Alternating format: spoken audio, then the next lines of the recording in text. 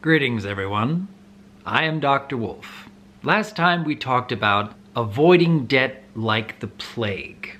And today I wanted to talk about a couple of new principles.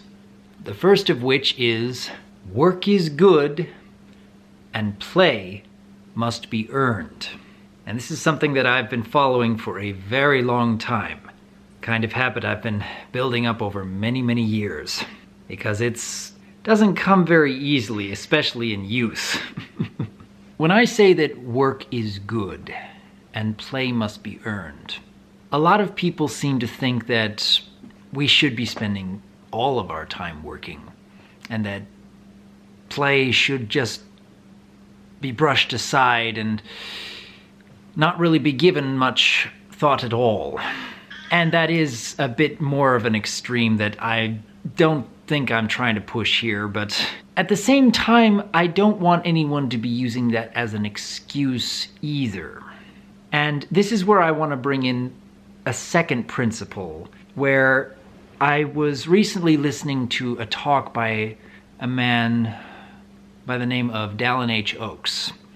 And he was going over a principle of good, better, and best. And what that means is how we use our time, and what I'd like to discuss here, how we use our resources, our money. We have good choices, better choices, and best choices.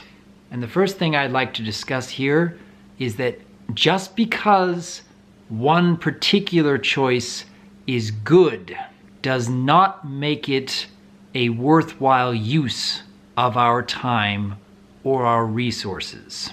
There is a plethora of good choices out there.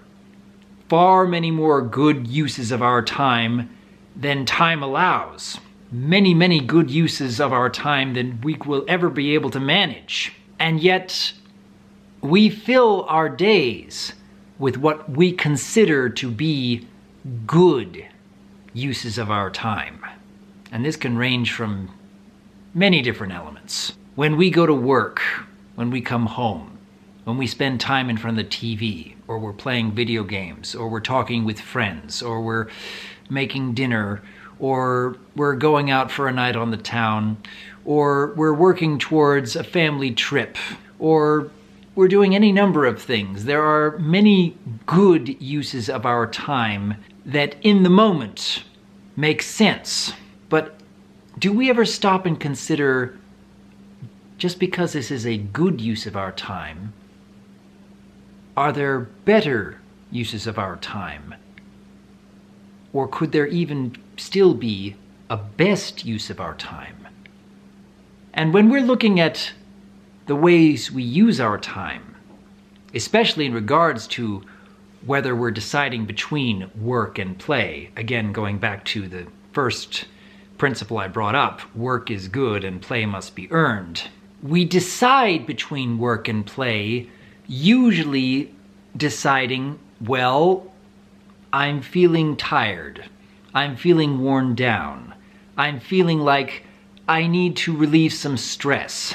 I'm feeling like this activity will be a good use of my time because it will help manage that stress. It will help relieve that tension. It will allow me to better prepare for what struggle is going to come tomorrow and the next day and the day after.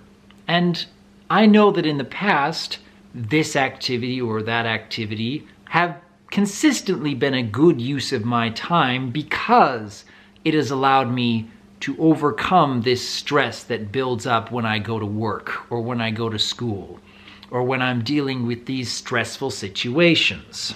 It makes so much sense, doesn't it?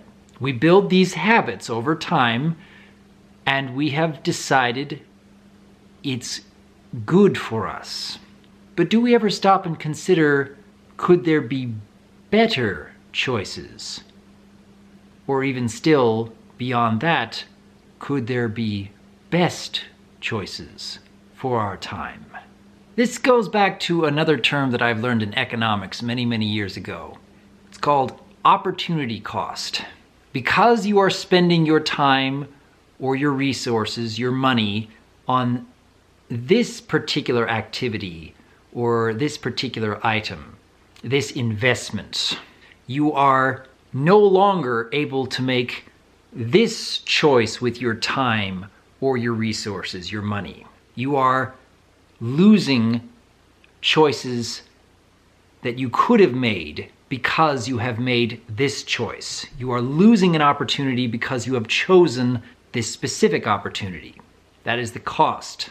Because you have decided, I want to make this use of my time, you have brushed aside so many other choices you could have made instead. Just because you have good uses of your time does not mean it is a wise use of your time. There are endless good choices for your time, for your resources, and especially for your money. We use our money every single day on good choices. But if we stop and think about it a little bit more, I guarantee every single one of us could say to ourselves, you know, there are better choices. And even beyond that, there still could be best choices. You look at prices of individual products, and you notice that as the quality of a product goes up, usually the price of that same product goes up. And as you have to spend more, in most cases, I know there's exceptions, but in most cases, as you spend more on a product, usually the quality of said product is far greater. Therefore, it stands to reason you have to work harder in order to get the better product, to get the better value. You could spend minimal amount of your money getting the cheapest product to do the bare minimum of what you need. But how much are you really going to get out of that? How much value is that really going to give you?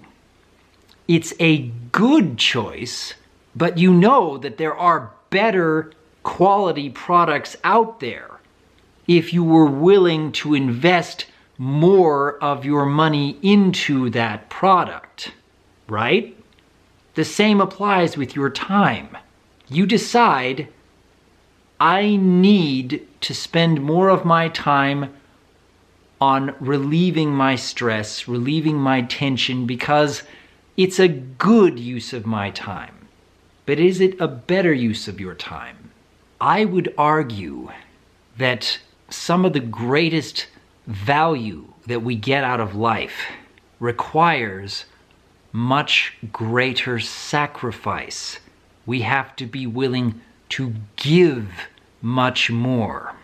And if we are constantly looking for the minimum value, looking for only what's good, not what's better, and certainly not what's best, can we really be so surprised that we are only getting minimum value out of our choices? Does that make sense to everyone?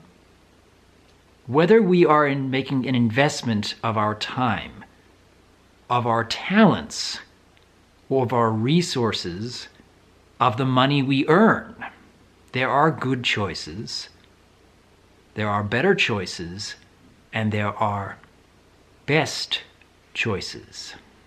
And the best choices usually require greater sacrifices. And that means that when you're coming home from work and you're already feeling tired and you're already feeling stressed and you're already feeling tense, the temptation is there to make a good choice and go play video games or watch TV or just text with friends or go out for a night on a town. and perhaps you'd get some minimum value back from that. And over time, you'd keep getting that minimum value back because that's what you're putting into it. You're making a good choice. But there's always going to be good choices. And we only have so much time and so much money. We can't make all the good choices, but we can make better choices. And we can certainly make best choices. And I would argue that work is good. Work can even be better. And play must be earned. I hope that everybody can think about that for a little while and look back on their only daily lives and decide for themselves, what kind of daily choices am I making? What kind of uses of my time and my money are good choices, are better choices, and are best choices? Let me know what you think about that. And until next time, I am Dr. Wolf, and I look forward to hearing from you. Because, as usual, it's good to be helping.